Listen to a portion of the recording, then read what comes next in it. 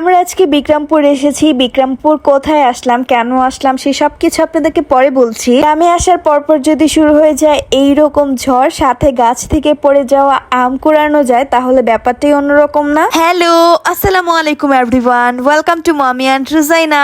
এইবার বিক্রমপুর যাওয়ার জার্নিটা আমার আর রুজাইনার জন্য একদম অন্যরকম একটা এক্সপিরিয়েন্স ছিল বলা যায়। Cause for the first time সেদিন এত দূর জার্নি করেছি আমরা বাইক দিয়ে। রুজাইনার নানা নানু সকালবেলায় চলে গিয়েছে এন্ড আমরা 5 জন বাইক দিয়ে যাচ্ছি। এই তো গন্তব্যের কাছাকাছি এসে দেখি রাস্তা ভাঙা, তারপর আবার ঘুরে আসতে হয়েছে। বাইক জার্নি করায় আমরা কোথাও ব্রেক নেইনি, সো আমাদের তো কিছু কেনাকাটা করে নিয়ে যেতে হবে। তাই এখানে আসার পর বাসার কাছ থেকে একটা মিষ্টির দোকান থেকে মিষ্টি কিনতে আসছিলাম। তারপর আমি একটা মিষ্টি টেস্ট করলাম আর ওরা গরমে শরবত খাচ্ছিল। এন্ড বাসায় যাওয়ার পর এই সুন্দর ভিউটা দেখে মনটাই অনেক বেশি ফ্রেশ লাগছিল। বাসায় আসার পরপর আমাদের দুই জামাইকে হালকা পাতলা নাস্তা দেওয়া হয়, মিষ্টি, ফ্রুটস, তারপর শরবত, এগুলো। এখানে আসার পরপর তো আমার রুজাইনা একদম কোলেই থাকছে না, বারবার এখানে ওখানে ছুটাছুটি করছে।